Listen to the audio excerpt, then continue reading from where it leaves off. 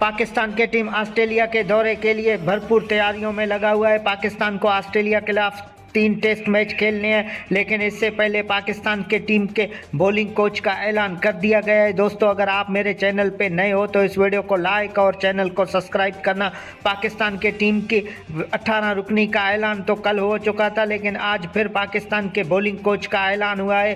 पाकिस्तान के bowling coach हमें नए सईद अजमल स्पिनर डिपार्टमेंट में देखते हुए नजर आएंगे और फास्ट बॉलर के लिए उमर गुल को मुकर्रर कर दिया गया है। पाकिस्तानी फास्ट बॉलर उमर गुल ही देखेगा और बैटिंग कोच के हेड कोच मोहम्मद हाफिज ही होंगे। और पाकिस्तान की टीम भरपूर तैयारियों में लगा हुआ है। ऑस्ट्रेलिया के खिलाफ पाकिस्तान को 3 टेस्ट मैच खेलने हैं, लेकिन पाकिस्तान क्रिकेट में रद्दोबदल का सिलसिला अभी तक जारी है। देखते हैं कि कहां पे रुकता है। दोस्तों, क्या ख्याल है, पाकिस्तान ऑस्ट्रेलिया के खिलाफ 3 टेस्ट मैचों की सीरीज़ में जीतेगा या शिकस्त का सामना करना पड़ेगा? लेकिन इससे पहले पाकिस्तान क्रिकेट ने अभी तक ऑस्ट्रेलिया में कोई सीरीज़ नहीं जीता।